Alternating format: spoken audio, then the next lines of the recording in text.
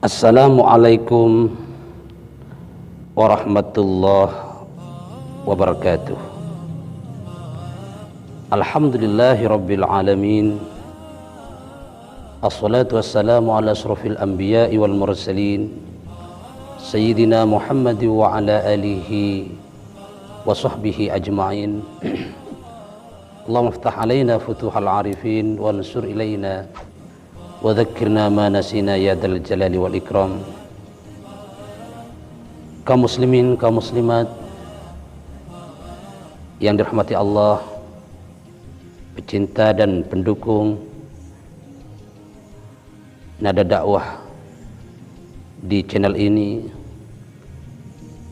bersyukur pada Allah Subhanahu wa taala. Mudah-mudahan apa yang kita lakukan pada hari ini mendapatkan balasan lebih baik dari Allah Subhanahu wa taala, dan juga puasa yang kita lakukan, mudah-mudahan puasa yang betul-betul mengantarkan kita menjadi orang yang bertakwa kepada Allah Subhanahu wa taala. Kaum muslimin, kaum muslimat yang dirahmati Allah Subhanahu wa taala, bersyukur pada Allah tanpa terasa kita sudah memasuki di akhir-akhir di bulan Ramadan. Kita sudah masuk ke babul bara'ah, yaitu pembebasan dari Allah Subhanahu wa taala atas dari semua dosa-dosa yang dilakukan oleh hamba-hamba Allah Subhanahu wa taala. Kaum muslimin dirahmati Allah Subhanahu wa taala, di konten kemarin, di kajian kita ya, kemarin kita membahas tentang zakat binatang ternak, yang mana telah disebutkan bahwa binatang yang wajib dizakati itu ada unta, ada kambing, kemudian ada kerbau dan lain semacamnya. Dan itu adalah berangkat dari sebuah hadis yang disampaikan Rasulullah SAW, karena bunyi hadis adalah merupakan bentuk dari respon binatang ternak yang dipelihara waktu itu pada masyarakat Arab. Karena waktu itu masyarakat Arab yang dikelola dan menjadi barang-barang komoditi, barang-barang yang diperjualbelikan, bahkan barang-barang yang bisa mengkayakan mereka adalah pertama unta, kemudian sapi, dan kemudian kambing, kerbau. Kemudian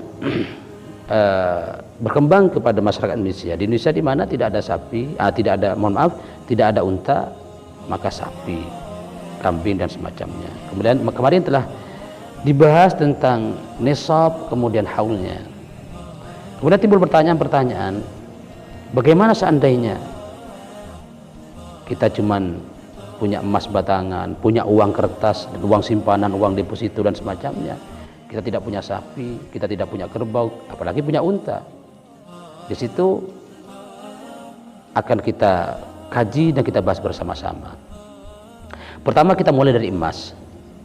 Jadi setiap orang Islam, laki-laki atau perempuan, terutama orang-orang kaya, karena emas itulah merupakan perhiasan dan itu identik dengan kekayaan. Jadi ketika seseorang memiliki emas, baik yang dipakai atau emas yang disimpan di rumahnya, ketika sudah memiliki, sudah nyampe ukuran haulnya, menyampe 1 tahun, kemudian nyampe nisabnya, batas ukurannya minimal, maka ada kewajiban zakat mal yang harus dikeluarkan dan harus diberikan kepada orang-orang yang berhak, terutama fakir miskin dan orang-orang lain yang sangat membutuhkan. Memang kalau kita konsep-konsep zakat itu kita lakukan dan kita terapkan, semuanya orang kaya yang ada di sekitar kita membayar zakatnya sesuai dengan kadar ketentuan yang telah ditetapkan oleh syariat, insya Allah kemiskinan akan terentaskan di sekitar kita. Bahkan konsep zakat itu sangat penting, karena zakat itu adalah merupakan kewajiban-kewajiban dari setiap Islam, baik berupa zakat fitrah ataupun zakat mal.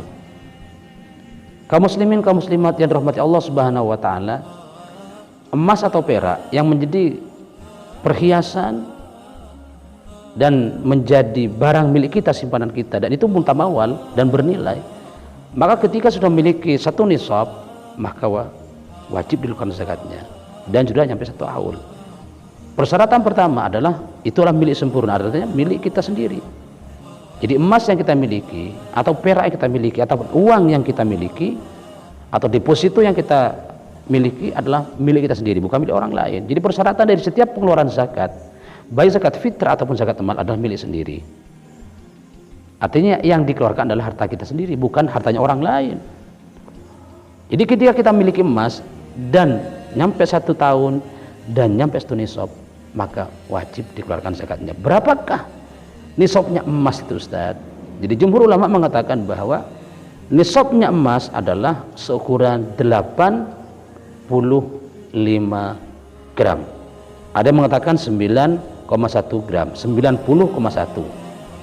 Jadi saya tegaskan lagi bahwa nisab, batas minimal dari emas yang kita miliki, baik emas itu perhiasan atau emas batangan, yang kita miliki adalah senilai 85 gram. Atau ada pendapat lain mengatakan adalah nisabnya emas adalah 90,1 gram. Jadi ketika kita memiliki emas yang disimpan di rumah atau ditaruh di lemari atau di berangkas dan semacamnya, dan itu milik kita sendiri, maka ada zakat. Berapakah zakatnya? 2,5%. Jadi tinggal menghitung. Andaikan dikurs pakai uang. Jadi andaikan sekarang emas kita yang kita miliki sulit untuk menghitung berapa 2,5%-nya, kita tinggal merupiahkan dengan menggunakan harga standar pasaran. Sekarang di pasaran emas yang lumrah, emas yang standar harganya adalah 650 sampai 700 ribu. Itu emas standar. Jadi tinggal menggalikan batas nisabnya. Artinya ketika kita memiliki emas 85 gram, tinggal mengkalikan. Jadi ambil rata-rata 700 atau 650. 650 itu kan ribu harganya per gramnya, dikali 85 gram, kurang lebih 55.250. Jadi kurang lebih sekitar itu. Jadi 55.225.000 itu kalau menggunakan harga standar 650 per gramnya. Jadi kita sudah dikeluar nominalnya dengan nilai yang begitu, rupiahnya sudah ketahuan, tinggal nanti kita mengambil 2,5%-nya. Berapakah? Nanti dihitung sendiri, tinggal ambil kalkulator, dari jumlah 2,5% dari 55.225 itu berapa? Itu dikeluarkan.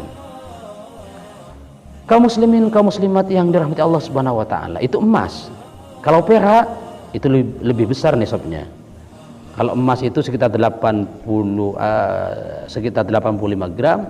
Jadi kalau perak itu lebih, sekitar 625 gram, karena lebih murah harganya. Tinggal berapa zakatnya? Sama, 2,5%. Kaum muslimin, kaum muslimat, para sahabat dan pecinta dakwah kami dan channel kami yang dirahmati Allah. Sekarang timbul pertanyaan lagi yang kedua. Saya tidak punya emas, Ustaz, saya tidak punya perak, cuman saya punya simpanan dana banyak, deposito banyak di bank. Apakah masih punya kewajiban? Punya. Sama. Ulama madhab Syafi'iyah, Malikiyah, madhab Syafi'i, Maliki, Hambali, kemudian Hanafi sepakat bahwa uang yang berupa kertas ataupun yang ditaruh di bank, deposit dan semacamnya, kalau sudah nyampe ukuran nisab, maka juga wajib dilakukan zakatnya. Jadi hitungnya tetap pakai haul 1 tahun, kemudian milik sendiri, kemudian nisab. Berapakah nisabnya uang itu, Ustaz? Di kurs atau dikonversi kepada emas, artinya ditakar, diukur sama dengan emas. Jadi emas yang sudah saya sampaikan barusan 85 gram pendapat pertama, atau 90,1 pendapat kedua, tinggal mengkalikan nanti. Jadi kita pakai 85 gram. 85 gram kalau dinominalkan menjadi 55.225.000 rupiah. Itu sudah ketahuan. Jadi kalau kita memiliki harta, memiliki tabungan, memiliki uang yang ditaruh di bank sampai setahun umpamanya, nilainya lebih dari 55 juta, bahkan sampai 100 juta, maka ada kewajiban di situ 2,5% diberikan kepada orang-orang yang berhak, diberikan pada orang yang berhak mendapatkannya. Jadi tinggal menghitung 2,5%-nya. Kaum muslimin, kaum muslimat yang dirahmati Allah Subhanahu wa taala. Kemudian timbul lagi pertanyaan. Bagaimana Ustaz, andaikan saya punya gaji pokok, gaji tunjangan, gaji profesi, gaji remunerasi dan semacamnya. Itu tinggal sama, tinggal mengkuruskan, tinggal menyamakan dengan nominal emas yang tadi. Jadi gampang menghitungnya. Jadi umpamanya kita punya gaji 4 juta satu bulan. 4 juta itu kali 12 berapa nominalnya? Kalau nyampe setahun itu dengan standar emas seharga 55.225.000 rupiah, maka di situ ada kewajiban untuk dizakati tiap tahun. Ini namanya zakat profesi. Jadi profesi kita. Apalagi ditambah dengan gaji sertifikasi guru dan semacamnya. Kemudian ada tunjangan, ada gaji ke-13 dan semacamnya. Maka ketika dikalkulasi lebih dari batas nisabnya, maka wajib dikeluarkan. Jadi batas nisab minimal itu dikurs disamakan dengan emas 85 gram. Jadi apalagi kalau punya uang sampai miliaran rupiah, uang 55 juta saja, 225 sudah punya, ada kewajiban zakat. Apalagi sampai 100 juta, apalagi sampai 200 juta, sampai 1 miliar dan semacamnya. Tinggal mengkalikan. 1 miliar banyak, tinggal dikalikan, tinggal dibagi-bagi aja. Jadi per 55 juta itu sekian, 20%-nya nanti tambah lagi, ditambah lagi begitu. Jadi itu penghitungannya. Dan itu wajib dikeluarkan. Kalau tidak dikeluarkan harta itu, karena itu adalah merupakan bukan harta kita, dan kalau dimakan itu haram, itu bukan harta kita, tapi adalah zakat yang menjadi haknya orang miskin, haknya anak-anak yatim, janda-janda tua. Wa fi amwalihim haqqun lis-sa'il wal mahrum. Pada harta mereka ada hak yang harus diberikan pada orang-orang yang minta-minta, orang yang miskin dan semacamnya. Dan perlu diingat, kalau zakat, baik zakat fitrah, kalau kita memiliki kemampuan untuk belanja satu hari di hari raya, kemudian zakat mal dari gaji kita, zakat profesi dan semacamnya, profesi guru, profesi dokter, akuntan, semacamnya, pengacara, itu semuanya kan profesi. Jadi kalau gajinya sudah 1 tahun itu lebih dari 55 juta sekian, maka antum punya kewajiban. Kalau tidak dikeluarkan, dosa. Nanti harta zakat kalau tidak dikeluarkan oleh yang berhak mengeluarkan, yang arti kita, yang maka dia otomatis nanti akan keluar dengan sendirinya. Kalau harta zakat keluar dengan sendirinya, dia bisa menghabiskan harta-harta yang lain, bahkan bisa kena sama orangnya. Karena memang jelas, khudz min amwalihim shadaqatan tutahhiruhum wa tuzakkihim biha. Ambillah dari harta mereka, bahkan dipaksa itu boleh. Bahkan dulu pada masa khalifah, pada masa Sayyidina Abu Bakar dan Umar, para pembangkang zakat itu diperangi, dipaksa untuk diambil hartanya, karena itu bukan haknya mereka, itu hanya orang miskin yang ditahan oleh mereka. Khudz min amwalihim, ambillah harta-harta mereka, sedekahtan sebagai sedekah, sebagai hadiah, sebagai zakat dan semacamnya. Tujuannya tutahhiruhum, untuk mensucikan mereka. Jadi harta yang dikeluarkan oleh kita itu membersihkan kita, membersihkan badan kita, membersihkan harta kita. Harta yang 1 miliar ketika dikeluarkan zakatnya maka akan bersih. Sama dengan baju. Baju itu kalau tidak dibersihkan bahaya, kotor, bau dan semacamnya, bahkan mengandung penyakit. Setelah dibersihkan maka hilang, akan fresh, akan harum dan lain semacamnya. Wa tuzakkihim, dan akan mensucikan, membersihkan dan mensucikan. Jadi yang tidak suci, kotor-kotor itu akan dibersihkan, suci, disucikan dengan zakat. Jadi kalau mencuci baju dengan air, tapi kalau mencuci harta dengan zakat, dihiasi dengan sedekah.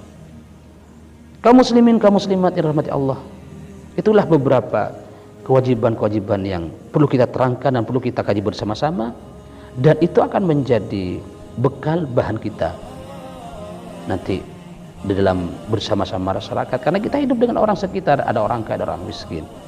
Bersyukur jadi orang kaya, antum punya kewajiban zakat, dan juga kita bersabar jadi orang miskin karena antum juga berhak menerima zakat dan semacamnya. Kaum muslimin, kaum muslimat dirahmati Allah, demikian kajian kita pada hari ini tentang zakat emas dan zakat uang, deposito, profesi dan semacamnya. Mudah-mudahan menjadi bekal kepada kita, menjadi bahan kita menambah wawasan dan menjalankan ibadah puasa serta mengamalkan kewajiban-kewajiban kita kepada Allah Subhanahu wa taala. Terima kasih saya sampaikan kepada para pencinta dan pendukung channel ini, dan semuanya mudah-mudahan menjadi amal jariah, dan saya doakan semuanya panjenengan menjadi hamba Allah yang terbaik, diberi kesehatan, murah rezeki, dan mudah-mudahan bisa cepat berangkat ke tanah suci, baik umroh ataupun haji. Terima kasih atas segala perhatiannya, mohon maaf atas segala kekurangan. Wallahul muwaffiq ila aqwamit thoriq. Wassalamualaikum warahmatullahi wabarakatuh.